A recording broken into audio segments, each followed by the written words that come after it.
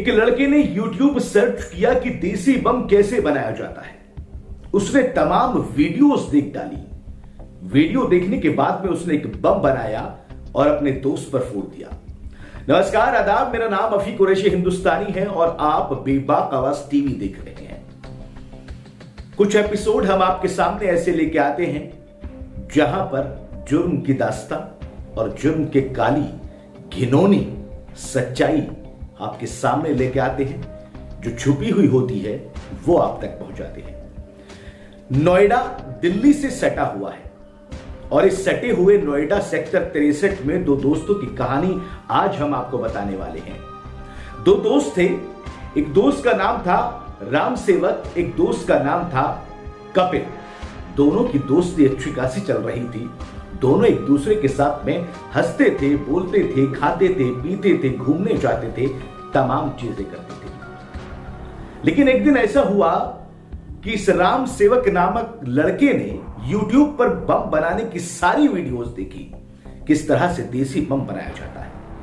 और इस वीडियोस को देखने के बाद में इसने एक बम बनाया और बम इसलिए बनाया ताकि अपने दोस्त का कत्ल कर सके।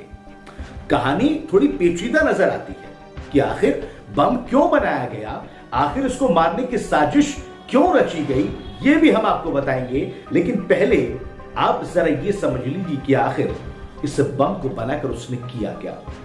जब इस राम सेवक नामक लड़के ने वीडियोस को देख लिया और देसी बम बनाना YouTube के माध्यम से सीख लिया, तो ये वो सामग्री इकट्ठी करके लाया जिससे देसी बम बनाया जाता है। उस सामग्री की मदद से इसने एक देसी बम बनाया और देसी बम बनाकर ये अपने दोस्त के पास चल दिया। इसका दोस्त, जिसका नाम कपिल था, ये कपिल बाजार में सब्जी लेने के लिए गया हुआ था।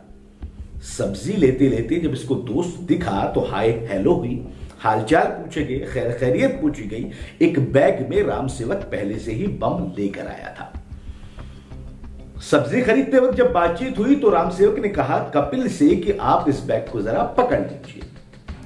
उस बैग को कपिल ने पकड़ लिया, अपने पीछे कमर पर, कंधों पर टांग लिया और इस बैग के टांगने के कुछ ही देर के बाद में एक धमाका हो गया, जिस धमाके में कपिल बुरी तरीके से जख्मी हो गया।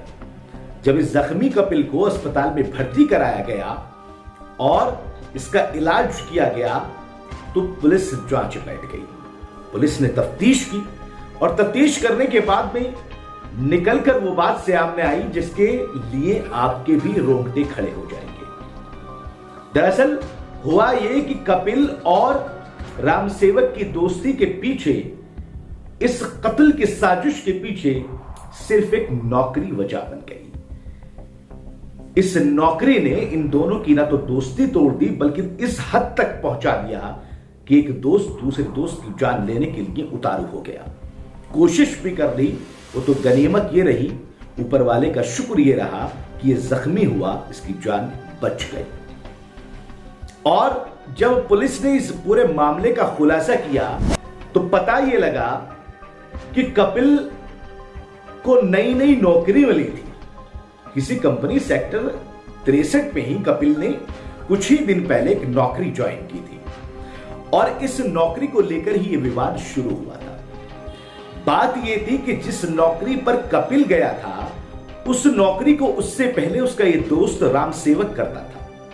कंपनी ने किसी भी बात पर पता नहीं क्या हुआ, उस लड़के को नौकरी से हटा दिया और नौकरी से हटाने के बाद जब कपिल को पता लगा कि उसके दोस्त राम सेवक की नौकरी जा चुकी है, उसको कंपनी ने निकाल दिया है, तो कपिल उसी पोस्ट पर काम करने के लिए उस कंपनी में पहुंच गया। इत्तेफाक ये रहा कि कंपनी ने भी कपिल को रख लिया और नौकरी इन्होंने शुरू कर दी। बस यही बात राम सेवक के जहन और दिल के अंदर टच कर गई कि जिस नौकरी से मुझे निकाला गया, उस नौकरी पर कपिल कैसे चला गया। इसी रंजिश और इसी बेबुनियाद सी बात पर एक दोस्त ने यह साजिश कर ली कि अब अपने दोस्त को हम सामने से हटा देंगे, ठिकाने लगा देंगे। और जरा सी बात पर बम बनाना सीखा, बम बनाने के बाद अपने दोस्त पर इस्तेमाल भी कर दिया, उस बम को फोड़ भी दिया।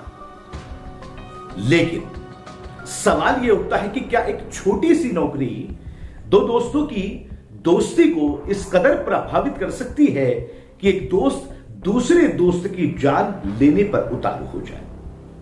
यह सवाल का जवाब मैं आप तमाम लोगों के ऊपर छोड़ रहा हूं, आप इसका जवाब दीजिएगा। लेकिन बेबाक आवाज टीवी और रफी कुरैशी हिंदुस्तानी आपसे एक अपील भी करना चाहता है।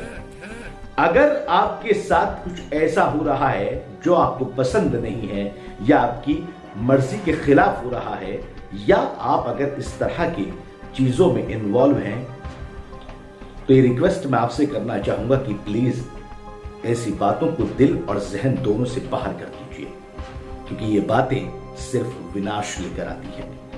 अब पुलिस की कस्टडी में है वो, पुलिस और भी जांच कर रही है, सजा भी मिलती है क्योंकि गैर कानूनी काम किए हैं, बम भी बनाया है, जान से मारने की कोशिश भी की है, साजिश भी रची है। अदालत क्या सजा देगी ये तो देखने वाली बात होगी, लेकिन हम आपसे अपील करते हैं कि समाज को बनाने के लिए इंसानियत सीखिए, इंसानियत को बढ़ावा दीजिए और ऐसी घटनाओं और ऐसी बातों से इबरत और सीख हासिल कीजिए ताकि देश सुरक्षित रहे, खुश रहे और तरक्की करने वाला बने। फिर हाजिर होंगे कुछ नई वीडियोस के साथ में। अगर हमारे चैनल की वीडियोस, हमारे चैनल का कंटेंट आपको पसंद आता है तो आप सब्सक्राइब जरूर कीजिए, फेसबुक पर हमें फॉलो कीजिए। दीजिए इजाजत, नमस्कार, आदाब।